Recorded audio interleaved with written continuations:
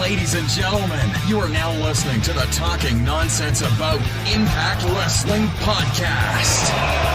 Cross the line in 3, 2, 1. Hello everyone and welcome to episode 48 of the Talking Nonsense About Impact Wrestling podcast. Almost at 50. 50 is actually at Slammiversary, which is pretty cool and fitting. In some way. But my name is Geoff, and alongside me, as always, are the Rose and Jack to my Titanic. It's Max and Craig, everyone. It's a sinking ship. I don't know if I'd go that far. Holy shit. I don't know if I'd call us a sinking ship. No, I'm joking. More like a 2.5 hour joyride that you're sad to see end.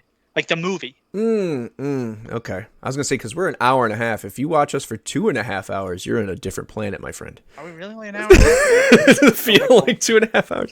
It feels like 2.5 hours. Man. All right, guys, we're back. And no, we are not sinking, but we're excited. And we're heading to Slammiversary, on the road to Slammiversary.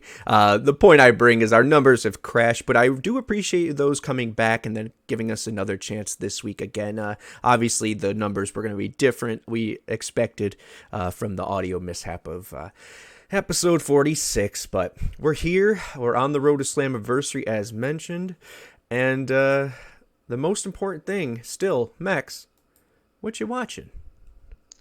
Well, you know, G, they couldn't do it in 1914. They couldn't do it in 1939. But finally, England has defeated Germany without the help of the United States. So in their honor, I'm watching some British Invasion. Oh, there you go. Okay, what is Oh my Bound for idiot. Glory 2009, main event Mafia, Dudley Boys, and Beer Money and British Invasion.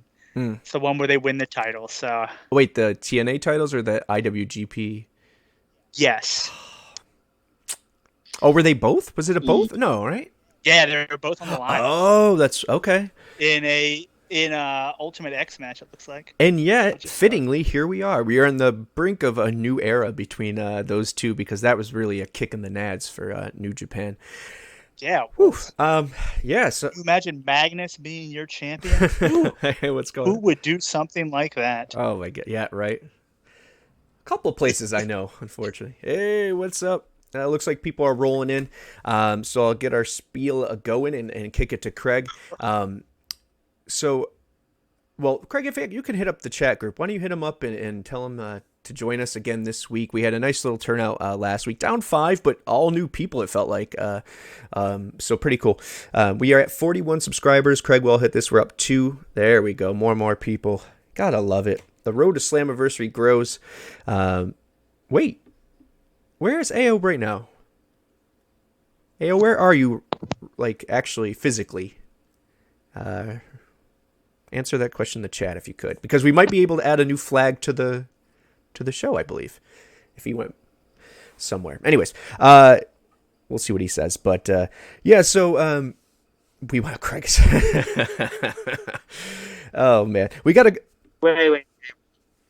a great show for you guys. Of course, the one and only author of the upcoming 20th anniversary books, Michael Cavacini, will be joining us, and we'll be playing a game of Spill the TNA, which will be interesting for us, for you guys. No, I know you're right there, AO. I mean, like, what country are you in currently? But oh, he's coming. Oh, it's Craig aside. Still not over in Canada. Well, we're still not over in Canada, but that's why their basketball team isn't going to the Olympics. Oh, because they don't. No one in Canada RJ watches Barrett told me us. he watched us once. No, that's not true. But yeah, we have a great show. Michael will be joining us. It'll be a fun game for you guys to interact in. You're from Canada? Hey, there we go. There we go. We finally got Canada. Well, I apologize. I'm sorry they didn't make it to the Olympics. All right. Spill the TNA. Hey, there we go. Craig, why don't you lead us out here? We got a lot to talk about, and I'm just bantering nonsense. So, Craig, what you got for us? So once again, yes, it's me. It's the MIC. Craig, aka Mr. Impact for the TNAIW channel, and welcome back to the nonsense. And of course, as if you didn't know already, you can find us here, you can find us there, you can find us damn near everywhere. Facebook, Twitter, YouTube, to Sounder, Sounder, Spotify, and wherever you get your podcast. We have all the nonsense you could possibly want. Go check out YouTube, of course. Subscribe there. Follow us here to help us get that affiliate. We need the affiliate so we can start earning some money. And just being honest. Craig's already sick of his job.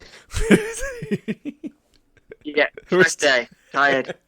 Very tired. Yeah. Of course, you can see our latest numbers. Wah, wah. I mean, I think our Twitter numbers are about the same as Impact was this week. No, I mean, yes. To speak on Twitter, we are 5 away from our 2,500 goal before Slammiversary. We're 33 away from the 167 in subs for YouTube. 9 for Twitch, and podcast and Facebook. You guys are an added bonus. So thank you to our audio listeners who keep listening at a rapid speed. And no matter what the audio sounds like, you're with us, and we promise it will be this way from there forward. I just gave you a follow on Twitter. Wonderful, thank you. We are now at 2496, 4 more until we get to our thing. Craig, I'll let you kill it. Say whatever you got on your mind, and then hit us up with some power rankings. So I don't really know what to say. England won. I'm happy. Yeah, England won today. They dominated. I have a feeling Craig's probably still drunk from partying about England's 4-0 win over Ukraine and Germany. I'm completely sober. I'm completely sober. Let's get to the more important thing. With every win England achieves, it gets us one step closer to Sami Callihan beating Kenny Omega at Slammiversary. Because if you remember, one of the things I said was more likely to happen than Sami beating Kenny was England winning Euros. So if they pull it off, that means we're one step closer. We just need G to then admit that Blake and Murphy, one of the greatest tag teams of all time. Sammy's going to lose at Slammiversary. Just gotta beat Denmark. Just gotta beat Denmark to get the final win there. All right, I'll kick it to power rankings.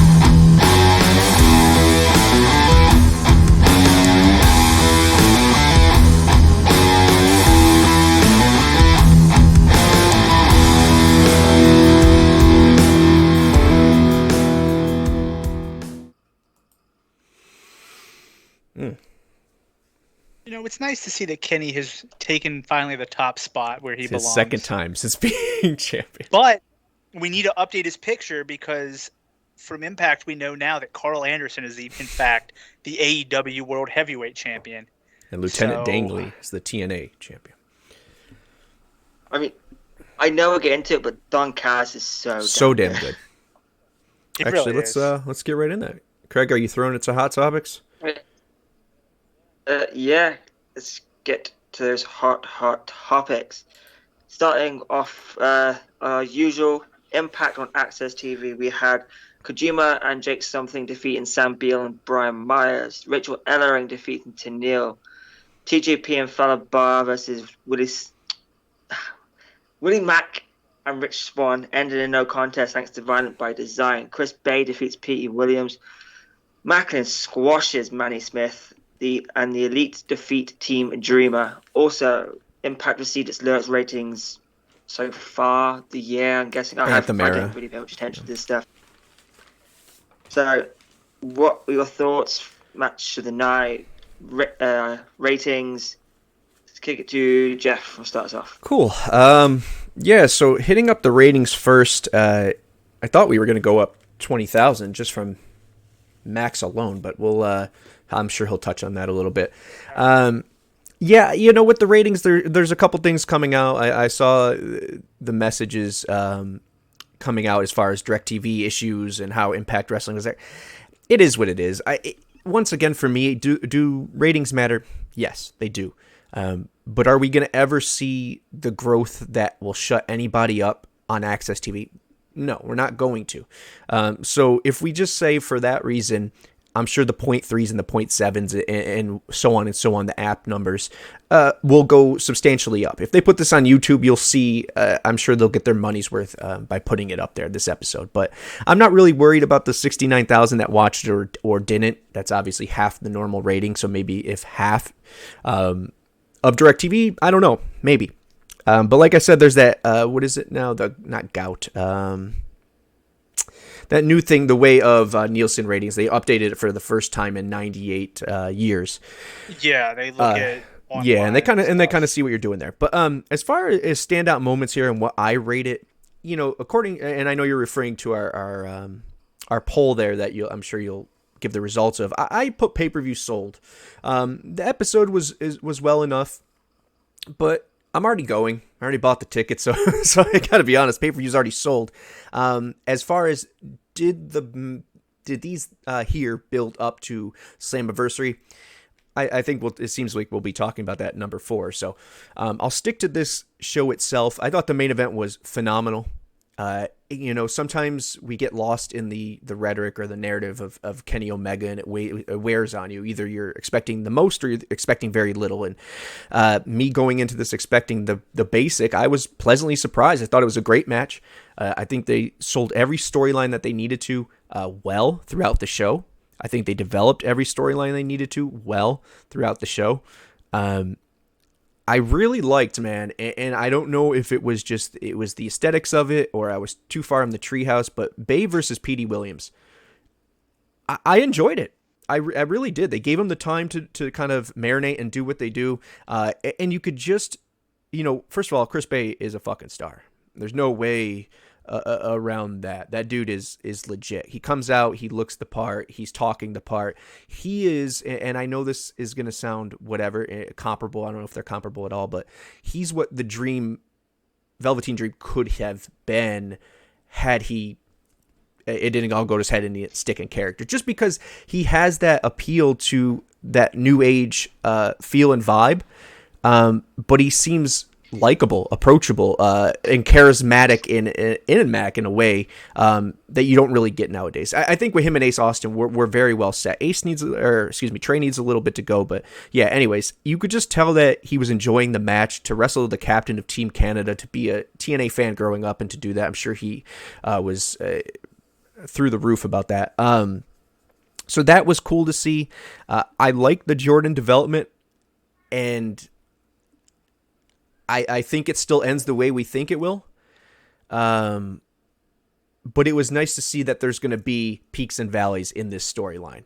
If they stay together, they stay together. But I don't think that's the end game right before Slammiversary. I think we get a blood feud, and it would be really dope at Slammiversary was them two in some kind of heated hardcore match or something of that nature. The one thing I will mention, because we're not going to talk about BTI, they're obviously trying to get people to watch it.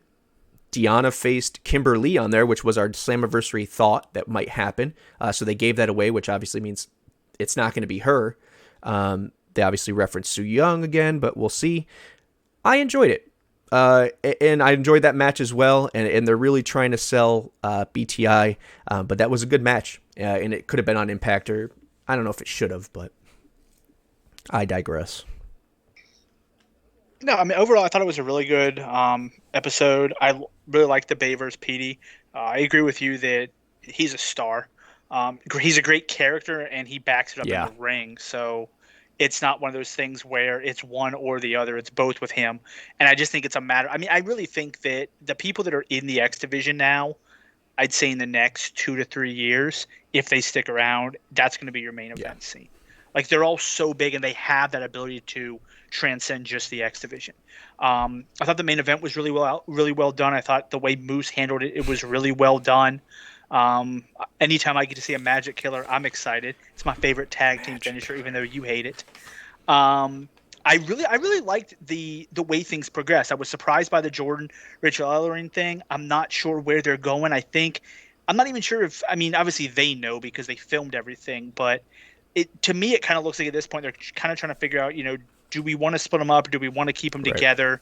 I think it's smart to keep them together just to have another tag team, especially from what it looks like. It looks like Su Young's going to come back. So I think she may end up being the one beating Deanna, or facing and possibly beating Deanna at Slammiversary, which means if it's not going to be, obviously, if it's not going to be Susie and Kimberly as a tag team, you need more tag teams, even if you bring in the Iconics. So I think Rachel Ellering and Jordan really work well together, but we could still see them make a shift into that blood feud.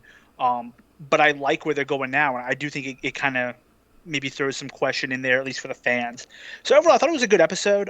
In regard to the ratings, one, as I told G, both my parents got devices for the Nielsen ratings. My parents, by the way, don't get Access TV and watch a grand total of 5 TV shows. They watch The News. They watch Naked and Afraid. They watch Gunsmoke. They watch whatever's on the Hallmark Channel. And they watch the Weather Channel. Those are the 5 things they watch. So, I mean, unfortunately, I don't really feel like the numbers are necessarily representative of who's out there. Even myself, I canceled cable. I can't watch them on Access. I watched them on the app. And now I don't know, because obviously I have the app, like pay for it, but is it free? Is the episode free on the app the next day, even if you don't pay for it? Yes. So people don't even need to have Access. So using Access as a number of how many people watch, to me, is stupid. It's in so few households, and it just, I feel like only Impact knows what their true rating is, because they have everything from the app. They can measure that. Like, I wouldn't be surprised if that's where a majority of their views come from, because if you want to watch Impact, there's no reason not to get the app and just watch it the next day, or watch it whenever you want. So, and also, I mean, the NBA playoffs are going on. We saw that impact AEW as well. So I'm sure that also, if it's going to, AEW move to a different night because of basketball. So that there's going to be some, draw from basketball there to wrestling, or to Impact as well. So yeah, and they have Twitch as well, which numbers pull a couple thousand every time as well. So I mean, they have more viewers than it looks like. I don't think they're concerned about it. And they're moving the app to YouTube. So. Oh, the whole thing. That's right. Yeah. Moving on to number 2 now. WhatCulture posted an article earlier this week stating the 5 ways Impact outclasses their opponents, I guess. They talked about how there's a storyline for everyone, but the main feature of the article was the Knockouts division, understandably. What Cultaholic made a mention about something positive about design. So how do you feel? What do you feel like Impact does that makes it do? Because it does outclass its opponent each week. It may sound biased or whatever, but hey, this is an Impact podcast. What do you think makes Impact stand out? And is this a good sign that these bigger, in terms of watching, and these bigger podcasting analysts, are being more positive about Impact? WhatCulture are genuinely positive, or majority of the time, about Impact, especially Simon Miller. But Cultaholic not so much. So is this a good sign, Max? So here's what I'll say. Outside of you swinging from the nuts of either WWE or AEW, and that's like the only company that you say is good and you shit on everything else, if you're being like, if you're actually just watching Impact, you have to say it's good. Like, there's no way, if you're coming at it without some type of bias, that you're going to say it's a bad product. They really do. They have a storyline for everybody. I've mentioned it multiple times on our podcast that even if somebody isn't wrestling that week, they throw in some type of backstage segment, even if it's only a couple minutes, to let you know what's going on. Right. You saw it this week with Fire and Flavor and Rosemary and Havoc. You saw that, their little backstage thing there. So they do such a good job of advancing storylines through backstage segments. They don't have to have everybody wrestle every week, because I understand we only have 2 hours. Right. There's no point in trying to like push this stuff so they can spread this stuff out. And it's so smart. Their knockouts division has always been phenomenal. There was a while there where you could say that they were missing main event talent, but Moose has proven he's main event talent. Sammy is main event talent. They have the guys who are main event talent, and then they have an X division that is full of some of the best wrestlers, in wrestling right now. So to me, if you're being objective, you can't say that it's a bad product. Is it better than everything else? I think everybody's gonna kind of have their cup of tea on what their favorite is. But unless you just want to hate on Impact, you can't say that it's a bad product right now. Yeah, I agree with you there, and for those reasons, I'll skip that. I'll still answer the question as far as WhatCulture, but you're right as far as watching Impact, and if a bias comes in, can you say everybody? No, because of course there's going to be one person who just complains about the music or production, and those are valid points to an extent. But for me, that doesn't necessarily ruin it when a camera angle is to whatever people say. So, those things aside, of course, I feel the way they're saying. The point I want to bring about this, and I know we're on a time crunch because got to get to Michael, give him enough time here to have fun with him, but what's important to me that it's WhatCulture and Cultaholic right at the same time have decided to either speak about Impact a little bit more or spotlight it a little more in a positive light. Here's what I would guess is that, and maybe I'm wrong, maybe they're just one day woke up like Scrooge and said, oh yes, I saw the 3 ghosts of TNA and now I'm gonna love Impact. I don't think that's what happened. I would imagine Simon Rothstein is doing his job and doing a job well. I think they're working on the relationships we have with the UK audience.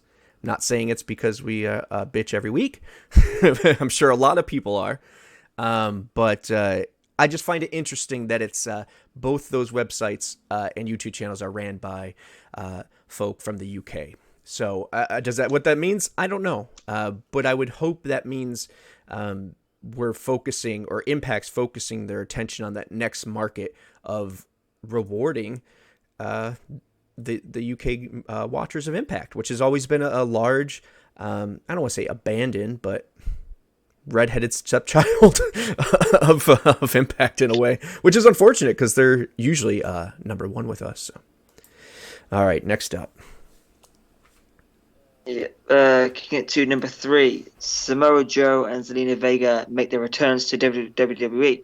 Sanjay Dutt leaves WWE and is now with AEW. How do you feel on? I don't know if we lost them. I don't know if we had them to begin with. But how do you feel that Impact is slowly losing a bit, not credit, but losing the ability to be the place? Understood. Geoff.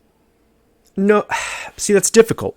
Here's the thing is, every time AEW signs someone, I say, well, the next person's going to realize how little space on TV they have for us. Now, granted, they have 4 shows and whatever, but do all of them get the same attention as Dynamite? No.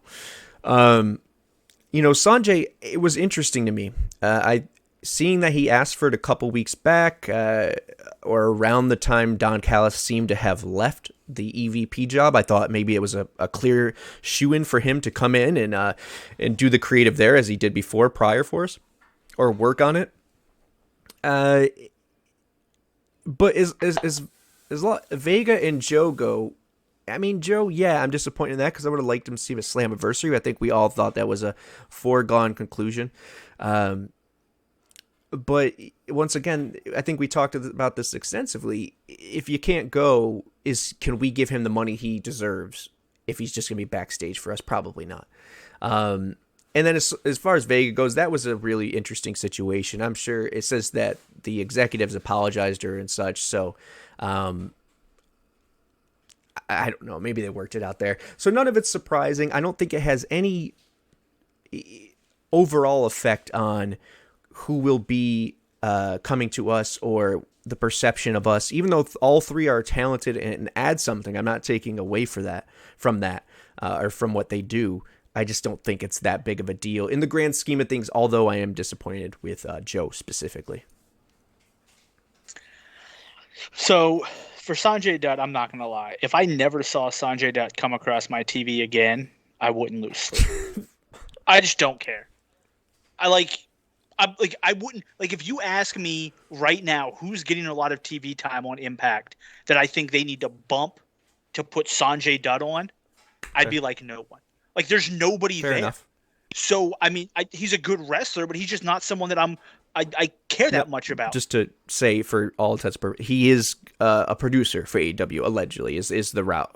Okay, Maybe. is that what, okay. I mean, if he's doing either way, I don't care about Sanjay Dutt. Joe, I agree with you. I would have loved to see Joe come back, but apparently he's not cleared to wrestle right now, and I don't want them to spend the money for Joe and not be able to get somebody else because they put Joe and now Joe's on commentary. Or like that to me is just stupid. It's a waste. Whoever you get needs to be able to go. So as much as I like Joe, I think Joe looked at the situation and realized, like you said, this is my best option is WWE because I still can't wrestle and I can do things with them that other companies won't give me the money for.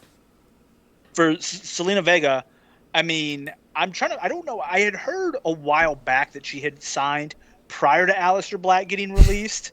So we'll see. Maybe she's gone next week because WWE seems to sign people to big contracts and then fire them.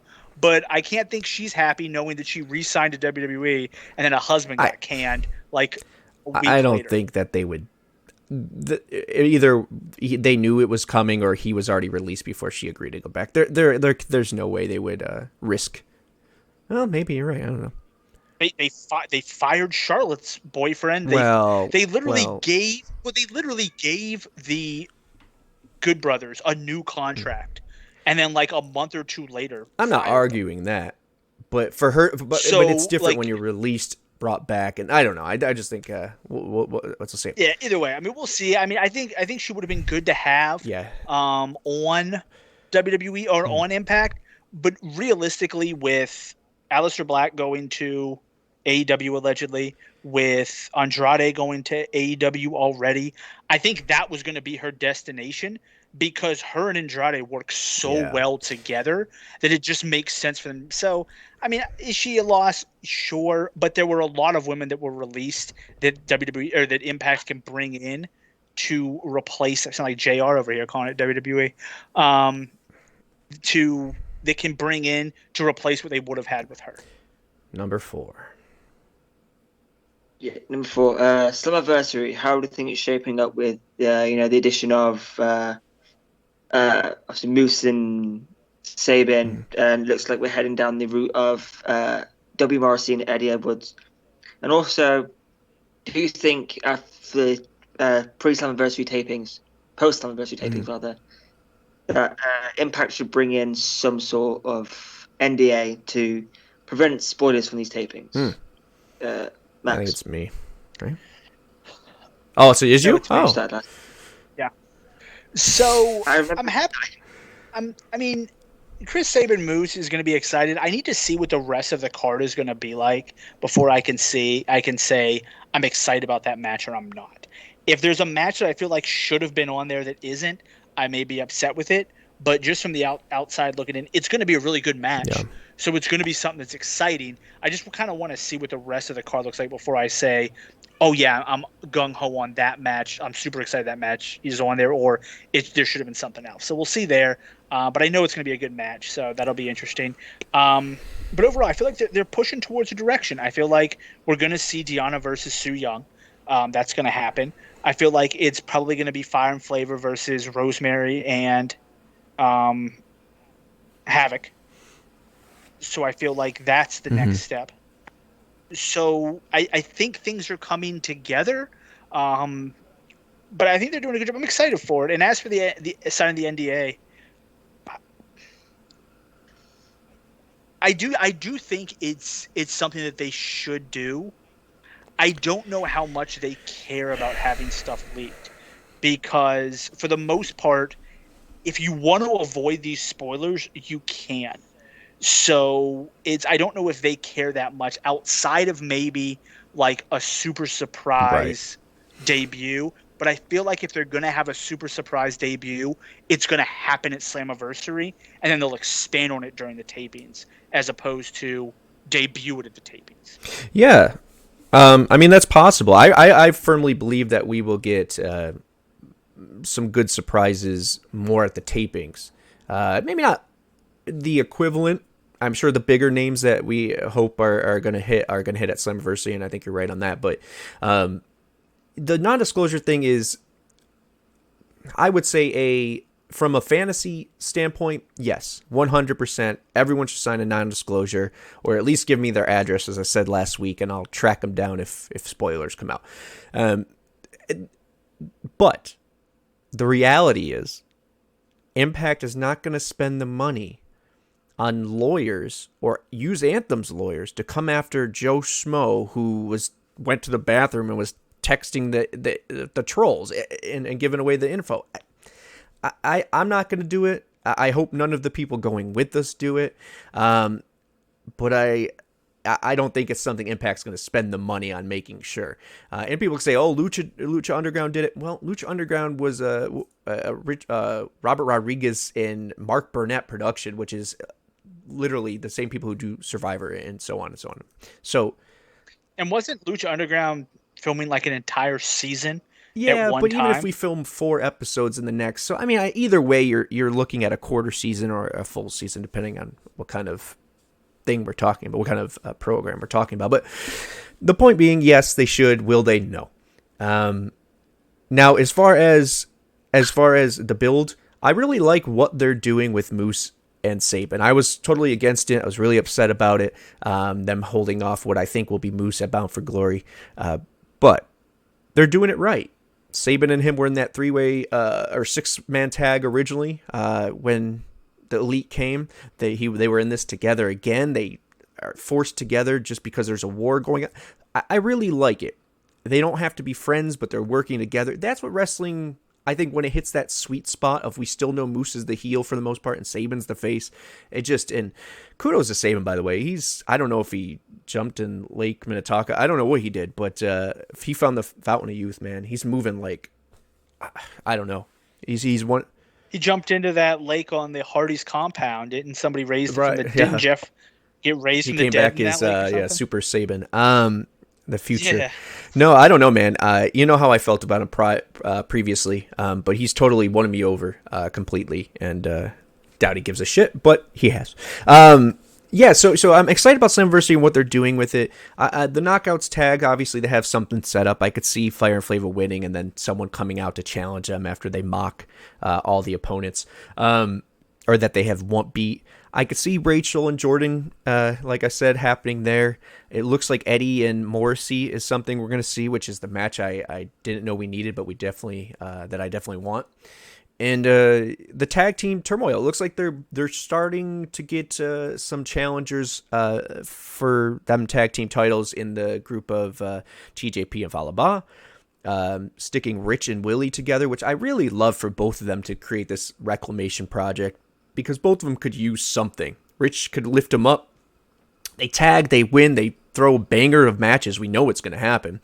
And then eventually you have that blood feud where they lose the tag team titles and someone blames it on each other. It's simple math when it comes to wrestling and maybe predictable. But stuff like this is what Impact should be, shooting for. So, yeah, I really like it. It's slowly building up. A little too close for comfort when it comes to the fact that it's Slammiversary.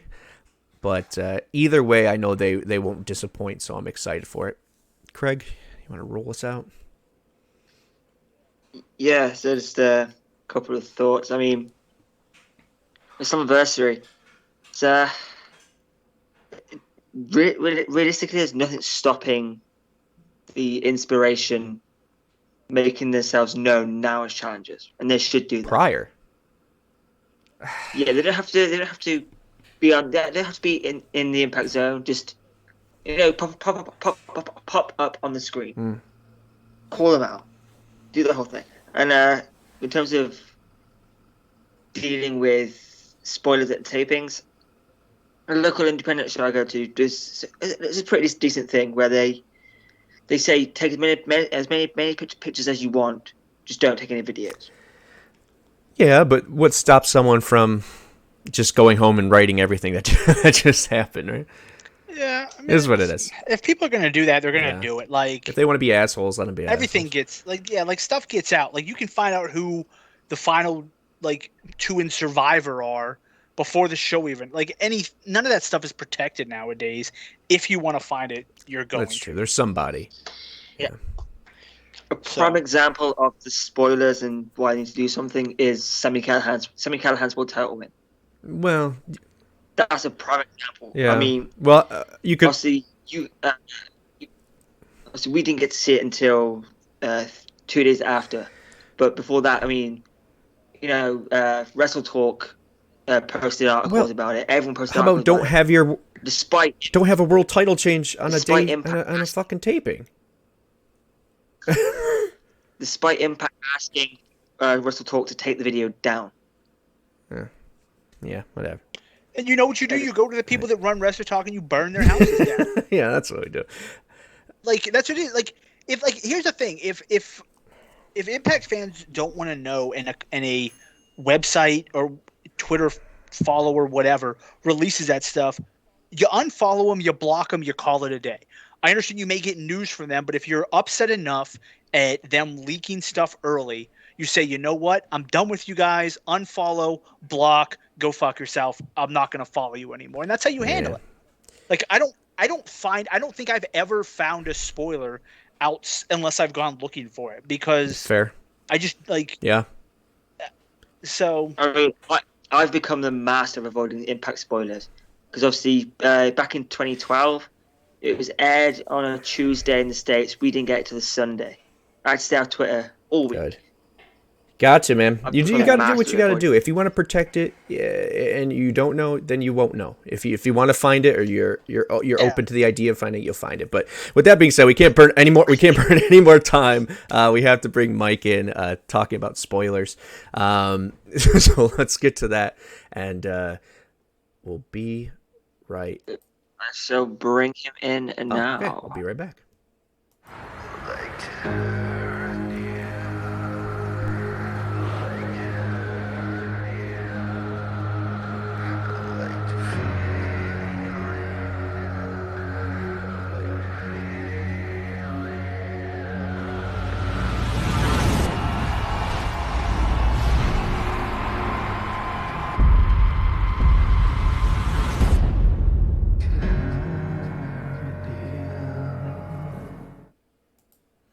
All right, July 17th is Slammiversary, and we are going to bring our guest in. I just wanted to wait to make sure I didn't mess it up here. While we're bringing him in, you want me to answer some questions? Yeah, answer some questions. Chat? Yeah, take some time. All right, let me look here. I do agree that having people lock up their phones, that's not a bad one. Just say, hey, you can't bring them in. I mean, it is technically a TV show. I mean, I've been to recordings of TV shows before where they ask you to just don't use your phone. Yeah, phones are banned. If we see you using it, we'll kick you out. Have a nice day. Do I think the Good Brothers appear on the card? I do think they will. I do think they will in some way, shape, or form. I had predicted previously. I might have been wrong that we were going to see somebody show up to challenge them. But I do think they'll be on there somehow. I saw somebody ask, who do I think is going to win the X division? I think it's going to be Chris Bay. I just think he's getting the momentum, and I just think it makes sense to give him the title. Someone else asked, do I think you'll see what's his face? Who was it? Hold on, I'm looking for the question. Chris Sabin versus Kenny Omega before Moose. I think they will. I think they've got some time to burn, so I think that'll be a match. I also wouldn't be surprised if Josh Alexander gets a title match against Kenny before Moose does at Bound for Glory. I'm not sure how many of their monthly specials they're going to have before that.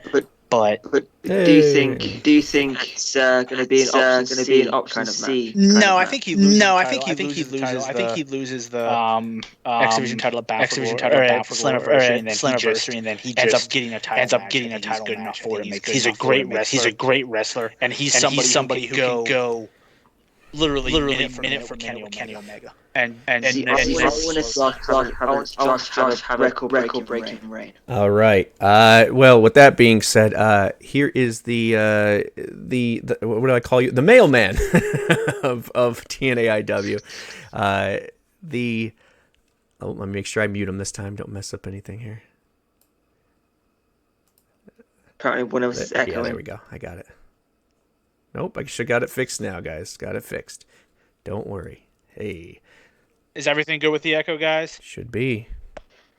Echo. There we go. Double the max, said no one ever, Mike. Echo gone now. Yeah, that was, yeah. All right, so anyways, the author of the upcoming 20th anniversary TNA books. A lot to talk about, fun game to play. I won't waste any more time. Michael Cavacini. What's going on, buddy? Hey guys, how you doing? Golf clap. Well, good.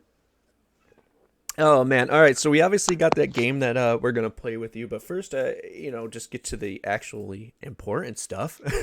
How's the book coming along? Where are you at with it? Any new advancements on kind of? I know you were kind of putting together what the chapters would look like. Yeah, sure. So, and you guys can hear me okay, right? All good. Yep. I can. Cool. All right. So, a few things. First, I do want to point something out. So, kind of some bad news I'll lead with. So, Jeff Jarrett will not be doing an interview with me for this book, unfortunately. I wonder why.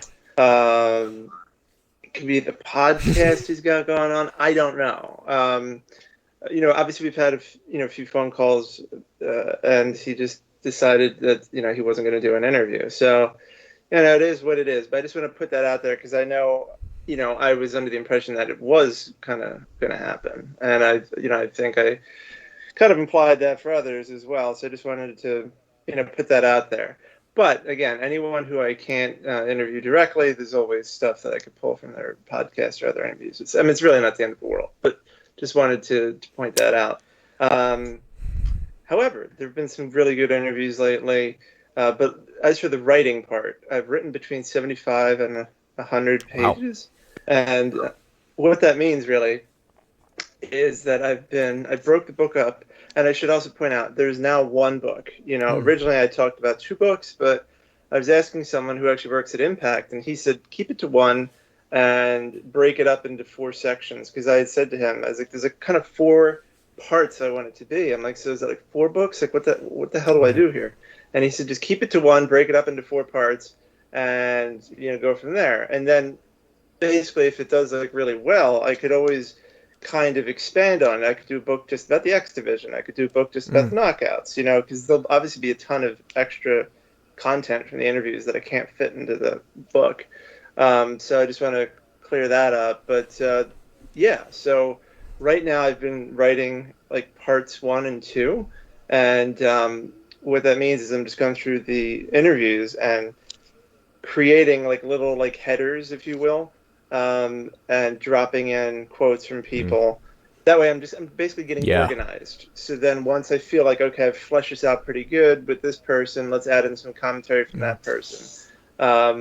So it's really, and I try to do it multiple days a week. I'll just sit down and, write. And transcribing is not the most pleasant experience. You're like, play, listen, pause, type. Play, listen, pause, type. That was actually my question was, did you've re-recorded them? Obviously, you were allowed to. Oh, yeah. Yeah, I have a ton of either audio recordings or video, because a bunch of these were Zoom calls.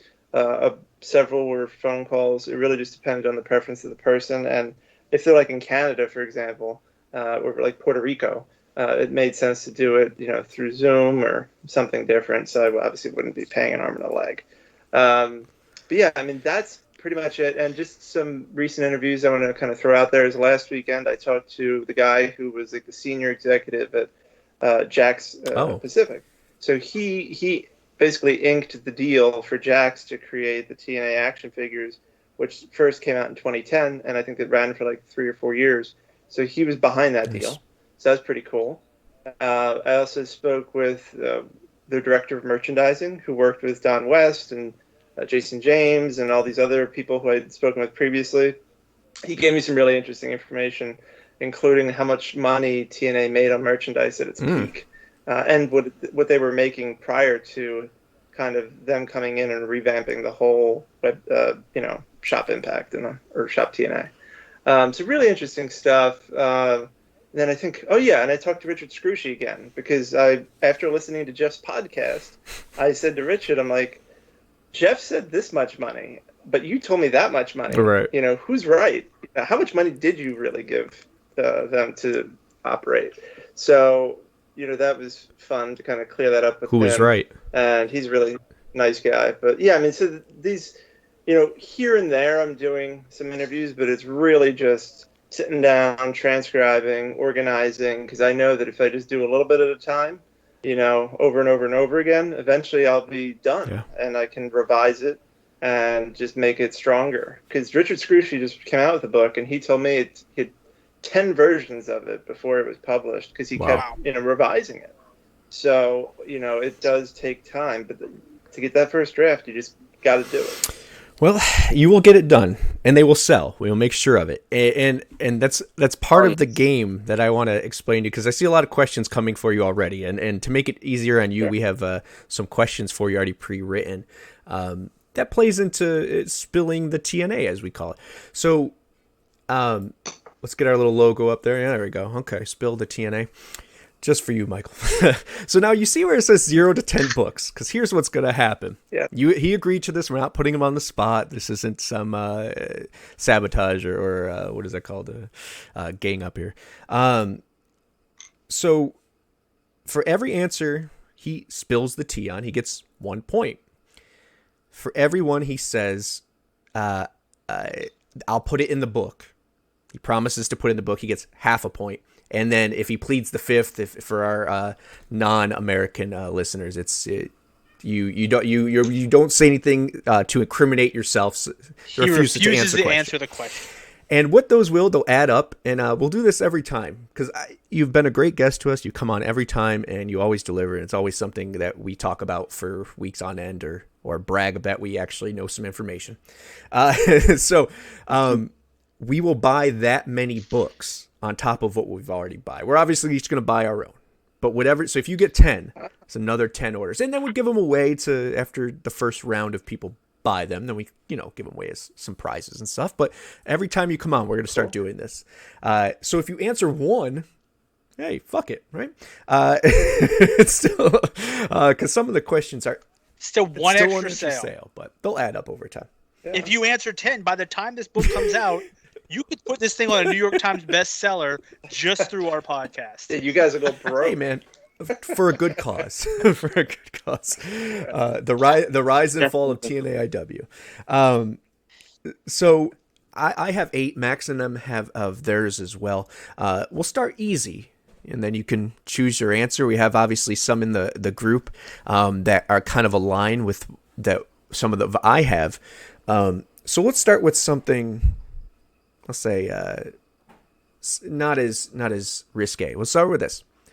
Nick Aldis, Brutus Magnus, known for having his feelings about TNA, and has said some juicy stuff over it. Is there something that just, I don't say rang your bell with him, but what is the juiciest, least favorite thing that he spoke to you, that he told you about the company while he was there? Is that something you'll answer? Sure. I mean, I could tell you that, one thing that he really did not like while he was there was his outfits, right? When he first debuted and he was that gladiator character, he just thought it was just garbage, that outfit. And they eventually, gave him much better gear. And actually, I think when I interviewed Jolene George, the gear, lady, the seamstress and fashion designer, she remembers working on some stuff for him. So, that's what I kind of love about this, is that if I can talk about things from multiple people's point of view, that's kind of cool, right? It's not like you're just getting it from, Nick Aldis's point of view. You're also getting the person who designed the new gear for him to make up for the crappy gear. So, that's definitely something that stayed with him. Okay. Easy peasy. One more book sale. I wish we had a cha-ching noise. Hey, I mean, it if he complained about all that, he shouldn't have gone on Gladiators here in the UK. Plus, Magnus is a way better name than what he was called on the show. What was he called on the show? Oblivion. Oblivion, like the Elder Scrolls? Huh. He was called, you should have seen him then. Oh my. Yeah, I prefer Nicky James. I like that one. Nicky James. It's at the chat group. He should never. That's the best name. Hey, Craig, you have a question, right? Why don't you shoot yours? Yes. So, through all the people you've interviewed, and who's from whether it be backstage or someone who works behind the camera, or even someone from someone involved in the talent, is there anyone that people won't talk about? That maybe there's a bit too much negativity around them, or they're just people just genuinely didn't like them. Anyone who didn't want to talk about? When you say do you say that people don't want to talk to me about, like they don't want to be on the record about, or are there people that everyone seems to dislike? Ooh. That everyone seems to dislike. Oh, okay. Sure, there are two people. I think one of them you can probably guess. So it's funny because it's like, so Dixie Carter, everyone says she's well, not everyone, but a lot of people say that she's a really sweet person, that she meant well and all of that. But yeah, the most negative things you're going to read about are probably going to be about Dixie, because it's just reality. I mean, there's just certain things that she did wrong that you can't really get around, and people, some people did tell me that, okay, I want to be off the record when I'm talking about her, because for whatever reason, right? Not necessarily that they're scared of her, but maybe they just don't want to be known as the person who bitched about her. And if there is anything that people say that's really compelling, I could still quote them. I could just say, according to an inside source, quote. So I'll still include all of that stuff. Oh, cool. I just may not attribute it to some people. And when you see that, you'll know why, because they chose not to. The other person is John Gaborick. His nickname is Big. He currently works for WWE. He was at WWE before TNA. Then he went to TNA as a producer, or like the head of production. And many people have talked about just how bad he was in TNA. Just like really abysmal. And also not a good person to work for. And not a big supporter of the Knockouts either. If you watch that Knockouts roundtable discussion on the Impact Plus app, a lot of the women mentioned Big, and I think the only person who defended him was Christy Hemme, but everybody else is kind of like, yeah, he was not great for the Knockouts. So those two people, I think, kind of got the most heat, if you will. Okay, so two for two. I found the description, by the way, for Nick Aldis in Gladiator. His name was Oblivion, and the description was, Oblivion leaves nothing in his path as he extinguishes the opposition. He got his ass kicked many, many times. He was on season 1 of 2 of UK or British Gladiators. The remake that no one likes. Is it still around, Craig? No, it's gone. Oh no, that after the 4th series of the remake, it ended in 2009. That's how he was discovered. It just. All right. So follow-up question. This is number 3. What's the worst thing Bob Carter had to say about Dixie? Right. So Bob Carter. So for those that don't know, I interviewed Bob Carter, Dixie's father. I had reached out to him through email a couple of weeks ago, and he basically said no. And then he basically said, I was a passive investor. I don't have anything to add. And I said, well, hold on a minute. I said, I interviewed Richard Scrushy, and he was a passive investor, technically, and he had a lot to add. So if I can get good content out of Richard, I can get good content out of you. And he replied, and he said, your persistence paid off. Send me your contact information. And I'm like, holy shit. So I was very excited by that. And, it's funny. Every time I update or reach out to like Mike Weber at Fight, the former VP of marketing at TNA, he's like, who haven't you talked to? He's always shocked.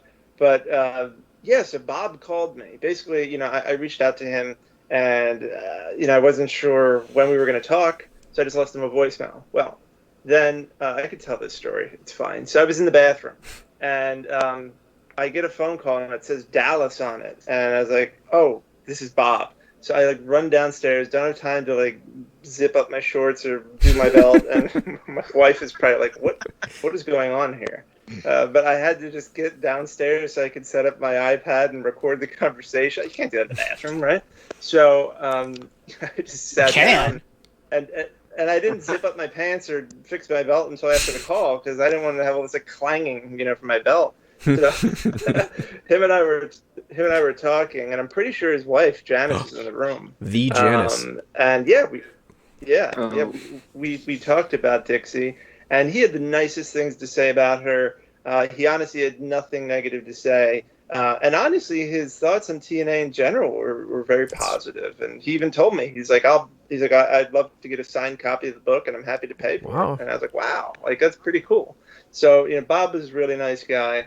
And, I never would have thought in a million years that I would get a chance to. Yeah, and that he would speak positively about the time in TNA or with TNA or owning TNA, excuse me. Wow, so Bob just bought you 2 books. You're 3 for 3. 3 for 3. All right, so I'm gonna get to one, and then I'm gonna let Max ask number 5. But number 4 is something that I already saw in the chat group that I already had written down here. Where is Bound for Glory 2021 taking place? Well, I got word that it's taking place at the Global Force Wrestling headquarters. Wait. Okay. They had headquarters? Wait. No. In reality, it's going to be at Dixie's house. No. Are you pleading the 5th? Yeah, I mean, I guess, well, God, if I give you any sort of hint, it's going to be obvious. I would just say that it's a place that they've played before, not necessarily Bound for Glory, but a place that, Impact has certain cities that they've played because they seem to have, maybe they have good connections there, I'm not sure. But I can tell you this, that the city where they're planning on having it is a city that people have speculated about. But, of course, if COVID gets out of control again, that would mean it's probably just going to be back at Nashville. But based on this whole thing with the Delta variant and all that, basically vaccinated people should be fine. So it's really just going to be pockets of COVID throughout the country. It's not going to be a widespread thing, I don't think. So I think we'll be safe. Yeah. I think that where they're hoping to have it, they will have it. And, I spoke with someone who's an inside source. They did a site visit, there. So, and this person's legit. So, I'll wait till they announce it, and then I can tell you, yep, that was it. We're on the same page. We're on the same page. It's going back to the Impact Zone, isn't it? No. What, Orlando? No, it's not at all. I know it is. Lucha just pointed out something that it's more of a possibility. Yeah, I think we can see what it is. All I know is betting black on Swingers Palace. I'll say that. All right. So we're avoiding there. Max, what's your number 5? So we got him on 1. 1 out of 4 ain't bad. So I seem to remember when you were talking before that you said you weren't going to be able to get Vince Russo because he asked for a large sum of money to be part of the group book. Is that correct? Yes, $1,000. Right. Okay. So I want to know, did anybody you talked to, out of everybody you talked to, who had the worst things to say about Vince Russo? Oh, man, that's not... You said what? Or you said who, not what. So that's not yeah. Bad. That's not bad. Yeah. Who just didn't seem to like him, whether it be about, booking or just something. Who just seemed to have an issue with him? Well, I can't tell you who. Yes. Will it be in the book? No, because they didn't want me to put it in the book. But, no, well, I'm trying to think, who can I tell? Honestly, most of the people said positive things. All the knockouts liked him because obviously he pushed for them. I think, I don't really think anyone complained about him. I think the only thing is that, behind the scenes, people who worked with him, from a creative standpoint, honestly, the company was best creatively, I'll tell you this, when it was... Jeff Jarrett, Vince Russo, and Dutch Mantel. basically working together. And part of that creative team, you had Scott D'Amore, you had Rudy Charles, you had Jeremy Borash in the room, you had Mike Tenay, you had even Abyss at one point was part of that. And you know, Did he wear the mask while he was in those meetings? Yes, and they would end the meetings at the Black Hole Slam. No, and these meetings would take place at Jeff Jarrett's house, which I believe Geoff mentioned on his podcast. I'm like, that's pretty cool just to like imagine that. And yeah, so I can't really say. Honestly, I've been surprised because the fans seem to hate Russo. Obviously, Yeah. you know, he comes off as really brash and arrogant. But even the actually, okay, someone from Spike basically said that they found him to be irritating, and that you know, the fact that he would be the ones they would see that like information would leak and like into the dirt sheets, and they'd realize, well, it has to be him, and like, you know, why is he talking negative about the company he's employed by? So like that just kind of pissed them off. But yeah, Okay. I think that's probably the worst. Okay, I gave him. We'll take that. Max will be Take buying that copy. I'm fine with Just that. kidding. Okay, so back to me. Oof. Okay. Let's play off. I'll go to this one. We obviously mentioned he mentioned the Vince Russo and the money and da. If he was the highest, who is second for asking for cashola for an interview? What's his name? From the Good Brothers. Doc. Yes, Doc. No. And Moose was number 3. So, you know, that yeah, they were just asking for, you know, Doc asked for, I forget how much, $250 or something, and I was like, nah, that's not happening. I mean, honestly, I'm not trying to be mean, but I think the only people that care about the Good Brothers or even know they exist are probably people who watch Impact or AEW. They're not like Household. Yeah, and I'm not trying to trash them, but they're just pretty boring. They haven't really evolved since they've been in Impact. It's just kind of like same old, same old. I'm not saying they're terrible, but they just kind of exist. And to me, you just need to really like Johnny Swinger, super entertaining. You know, just like certain people. Susan, amazing, right? There's certain characters where you're like, oh, I love it when they show up on the screen. When the Good Brothers show up with Don Callis, I'm like, I know exactly what Don Callis is going to say because he says the same thing every time. Yeah, it's just kind of like the same bit or the same shtick. And I guess, you know, in the long run of the company's history, I really don't. They're going to be a footnote. And I'm not trying to be mean. I'm just being real. So it's not worth the money. Moose, on the other hand, I think is amazing. And I think that Moose is going to go down as probably one of the best wrestlers ever in the company. And, you know, he's going to I think he's going to get even bigger and better. So I think Moose is awesome, but it's really the principle of the thing. I just don't see the value in paying for an interview when I have Jeff Hardy and I have Mr. Anderson and I have Gail Kim and I have all these amazing people who were willing to do it for free. Like, why am I going to reward this random wrestler with money? It just doesn't make sense. God. Well, thank you for an honest answer. Yeah, that's completely fair. You're doing this off your own back. You know, you shouldn't really be paying someone for what's essentially going to take up more of your time, not take up more of their time.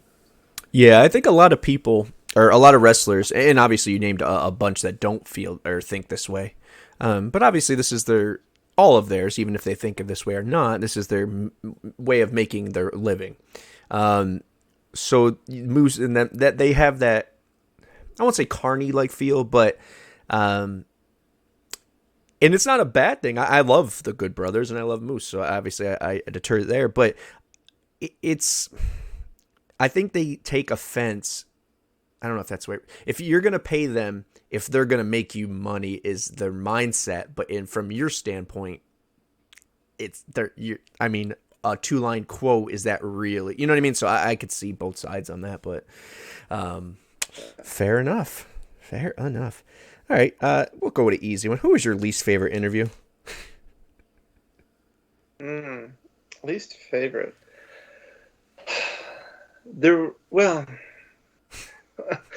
is a wrestler who is my least favorite, but I don't want to say it because God forbid he listens to this, and he's like, I could tell you after, you know, or privately, but it's just that I don't know. This person wasn't that. significant of a character, but they seem to be like in love with themselves, and I'm just like, Jesus God, when will he shut up? I couldn't get in like a word, and and that was just like annoying. Like, if you're Jeff Hardy, if you're Diamond Dallas Page, if you okay, fine, keep talking. But if you're like Joe Schmo, if you're just like some bit player, come on. And then there were a couple, I guess, employees or behind the scenes guys who actually, there was an office employee who wasn't terribly helpful, but a nice person. And then there was a behind the scenes guy who, again, wouldn't shut up and just wasn't that compelling. Because, the way I kind of look at it is if I've got, Keith Mitchell, if I've got like certain people at the top of the food chain in their department, how many people do I need below them? Like, do I need many people below them, or do I just really need to kind of get it from the lead guy because they're going to know more? So in certain situations like merchandising and whatever, I went pretty deep. And other departments, you really just need a person or two. And anyone below them is either telling you information you already know, or once in a while, like I said, you'll get someone who is just, I don't know, just not a great interview. I will be asking you off air. I have a feeling I could guess. I was looking at your page today, or your website, which is michaelcavacini.com, and you can see tons of other stuff, as well as because you do awesome musical acts as well, interviews with them. So go check him out, and then you can also see a picture of all the different interviews he's done for this. But I think I can take a guess before you tell me. I won't do it here out of respect, obviously. But okay, so these are the three what I would say toughest. This one not so much, but what I would say the three go-getters here. What's the worst backstage thing you've heard about Hulk Hogan? And I know we talked about the sex tape thing, kind of about the, Right. Okay, so so most people love Hulk Hogan and have nice things to say about him. The worst thing, and this is actually said by Vince Russo on his podcast, which is no longer around. But the episode, so I'll probably reference it. So apparently there was a time when Pope, D'Angelo Gennaro, was going to be TNA World Champion, and according to Vince in the meeting, everyone was on board, including Eric Bischoff. Well, then Eric went off, presumably reported this to Hulk Hogan, and then the next meeting when they were talking about this, Bischoff was like against the idea that he previously supported. He's like, nah, I don't know that we should put the title on him and whatever. It basically got, they changed plans, right? That Pope was no longer going to be champ, which sucks. And I remember I brought this up to Pope, and I asked him about it, and I was like, I don't know if you heard about this, but this is what has been said. And the thing about Pope is he's not a political person.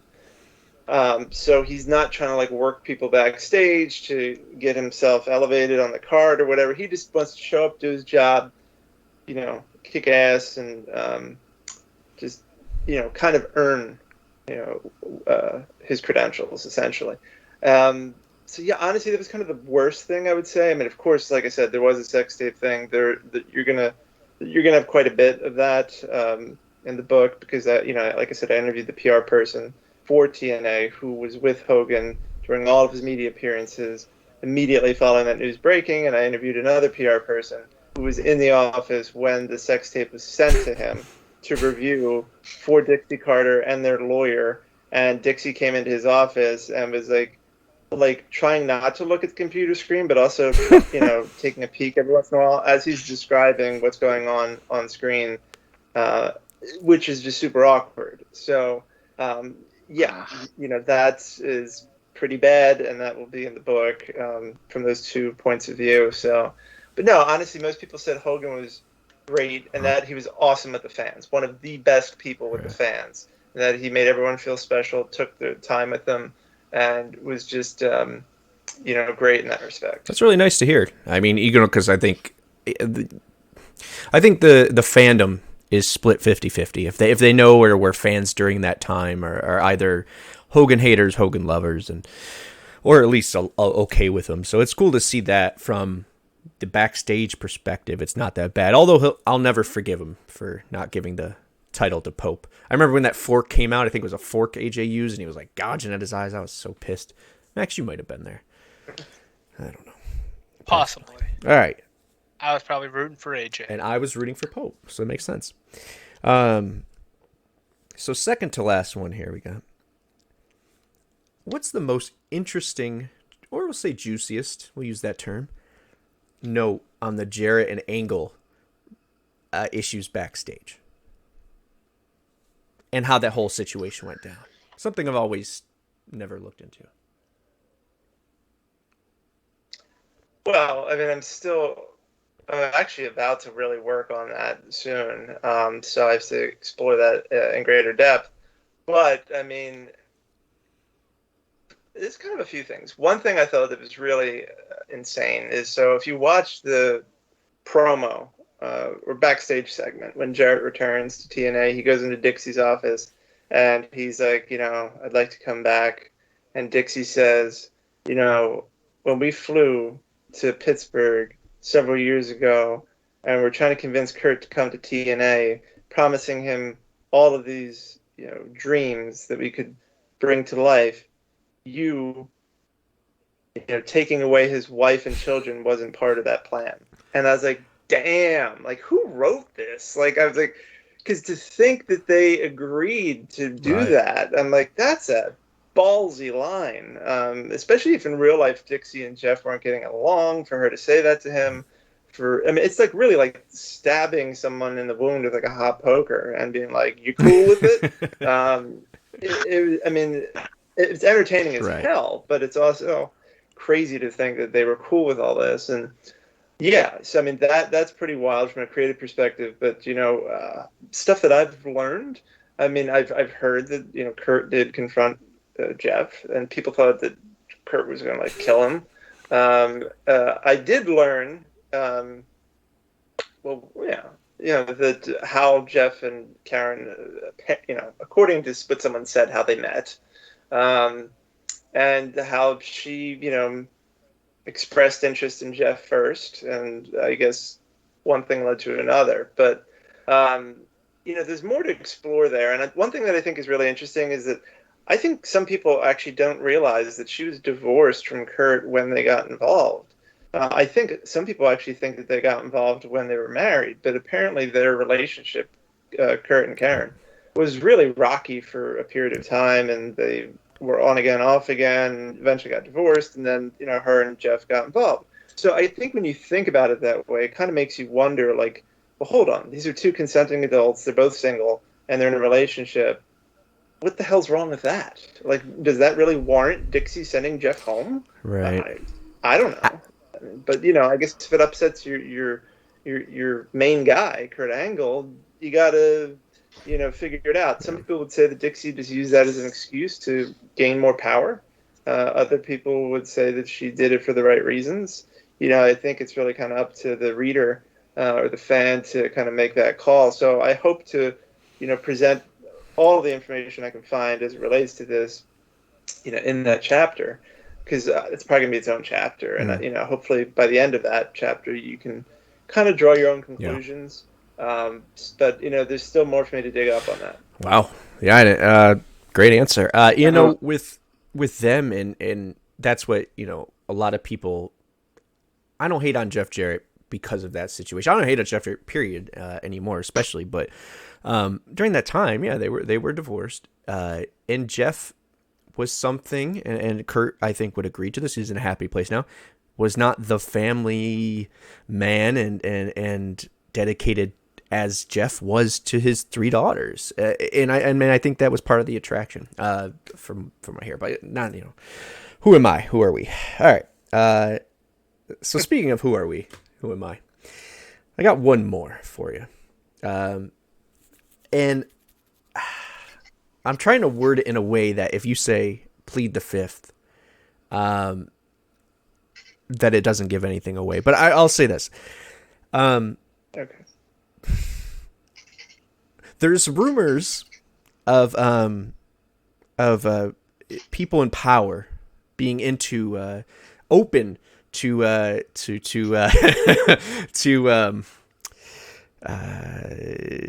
sharing is caring. Can we say that?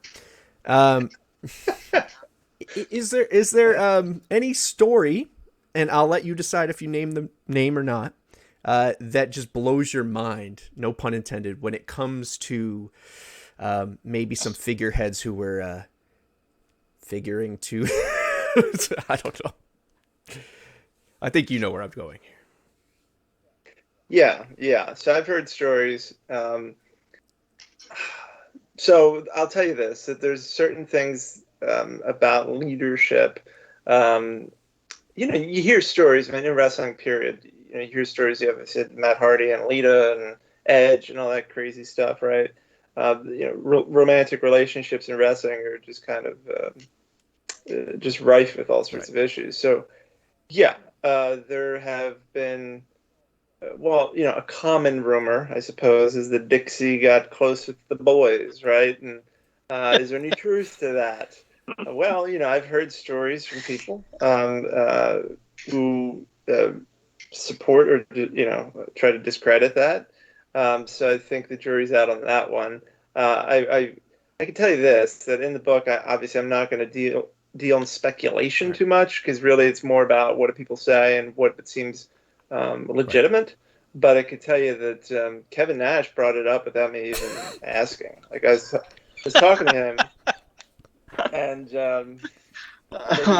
maybe he was having a glass of wine at this point in the call, but he basically said, he's like, yeah, people always talked about me and Dixie because we were friends, and they would say we were sleeping together and blah, blah, blah.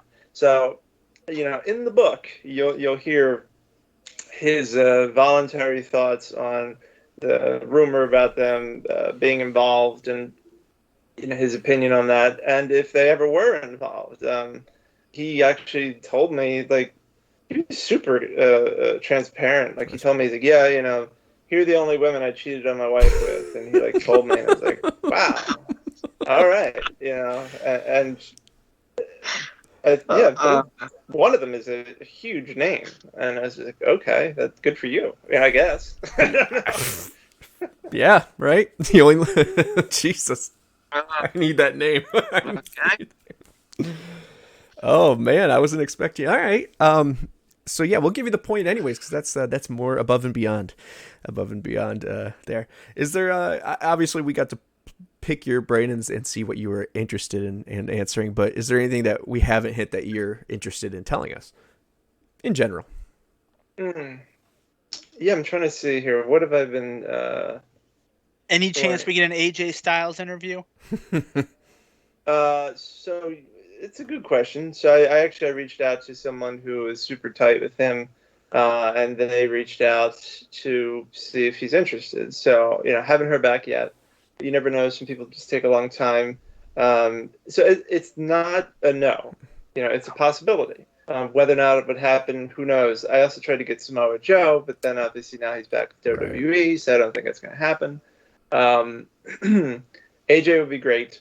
There are other people who I would like to talk to who are, on a list, and we'll see where it goes. I don't love to reveal certain people until it's happened, just because it just wouldn't be great. However, I will tell you that there will be a big surprise when it comes to the book that I'm not going to reveal until probably until it's available for pre-order. There'll be kind of like a bombshell announcement.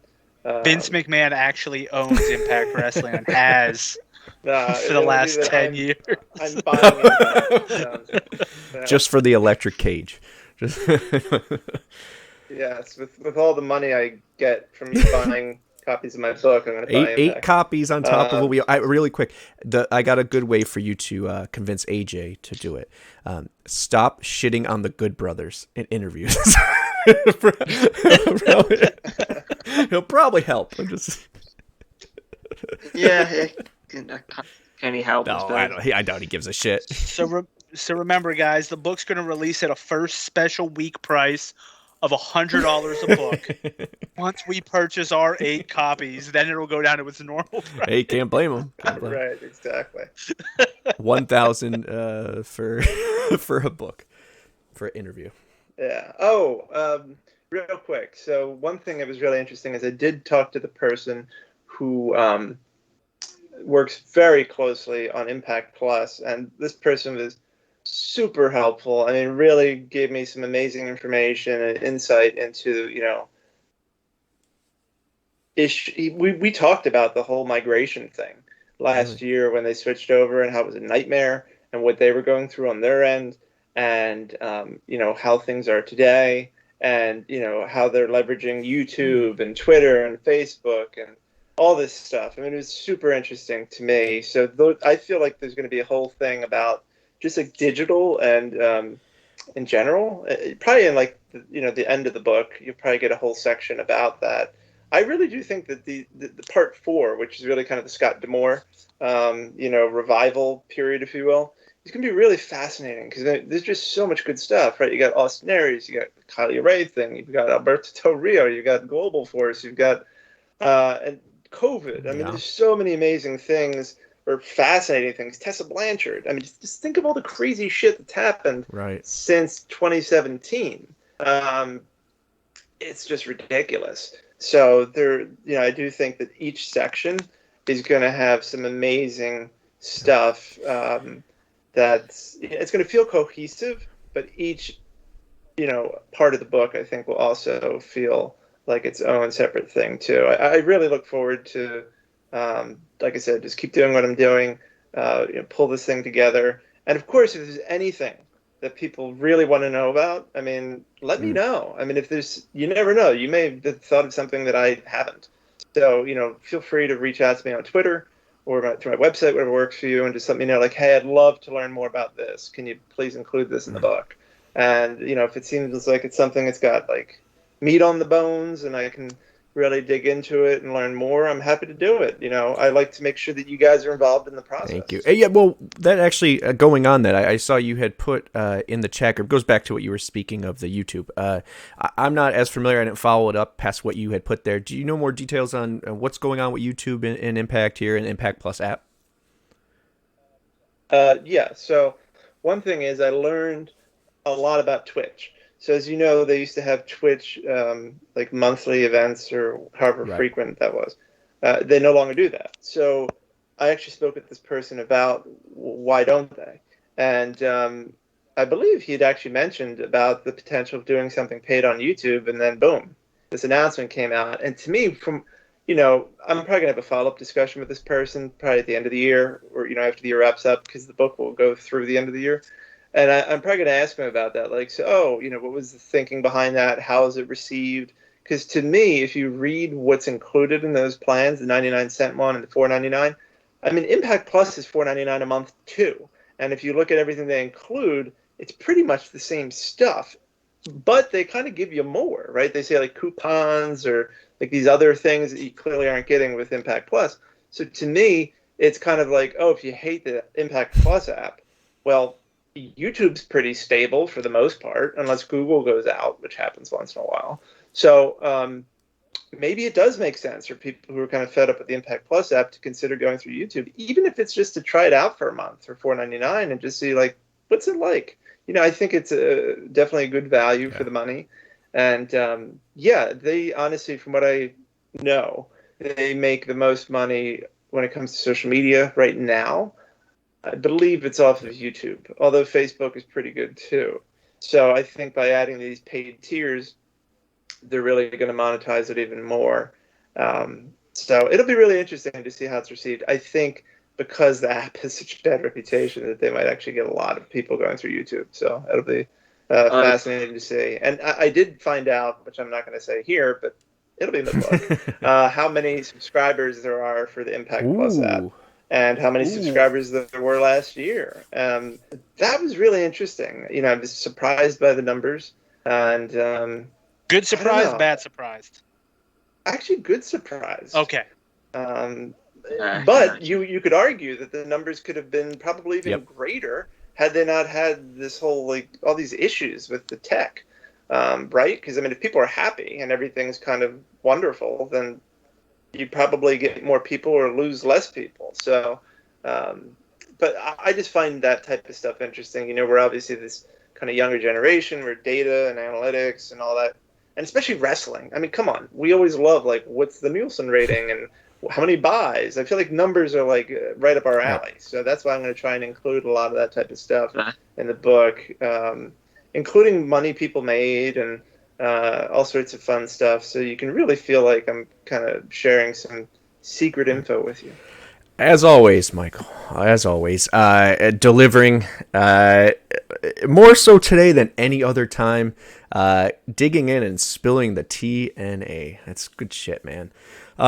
We have 5 minutes left. I want you to be able to, in your own words, plug whatever you got going on or where you would like them to stay tuned to you, and we'll say goodbye. Yeah, sure. So, I'm at michaelcavacini.com. So it's, MichaelCavacini.com. And check me out there. Follow me on Twitter. My growth on Twitter has been pretty awesome, and that's because of the wrestling community. So thank you for everyone, because I think over the past month or so, like, I've doubled the followers. So that's awesome that people are following. Definitely try to engage with people there. Twitter's actually become my favorite social media platform as of late, because I think it's just a lot of fun. I mean, obviously there's toxic people, but there's toxic people anywhere. So just try to surround yourself with good people and just have a good time with the good people and just ignore the idiots. So that's the way I operate in real life and online. And, I'm just some other stuff, I guess, just to kind of let you know, is I was really resisting buying a ticket to Slammiversary, and obviously the taping's coming up. But I'm absolutely going to be at BFG, wherever it is. And I can't wait to see when they announce it, which I assume they're going to announce it at Slammiversary, at least where it is, and then tickets will go on sale maybe in August. I don't know. But either way, I'll be ready to buy. And I just keep working on this book, and God, there's so much good stuff to write about when it comes to it. And here's something random. So I actually reached out to Jim Johnston, the WWE music guy, because I said, hey, would you be interested in talking to me and providing me with your thoughts on TNA's music and, like, what you think of it? And he actually got back to me, and he said, oh, thank you for the offer, really appreciate it, but I'm, like, super busy right now, so I'm not able to do it. But I was like, okay. I mean, the fact that I even got a response is cool, and can't hurt to follow up with them. And there's a few other people who are just kind of, debating whether or not they should talk, and I'll leave you with another thing. So I did cold call the CFO for Impact. So there's this guy, Dean Broadhead, who was there for a very long time. He was even, like, testified during the Billy Corgan trial, and involved in so many lawsuits over the years because of the company. And I just basically cold called him. I found his number because here's kind of a random thing. Someone who interned for the company sent me a picture of a sheet of paper that they had in the office with everyone's numbers on it. And it's basically got, like, home numbers, cell phone numbers, email addresses, whatever, which is amazing. Like, at my own job, I don't want that. But when it's TNA, I'm like, oh, I want that. So I like, looked up Dean's number, and I'm like, is this still his number? And it seemed like it was. So I called him, and he called me back, and he's like, I just got a call from this number. Who's this? I was like, oh.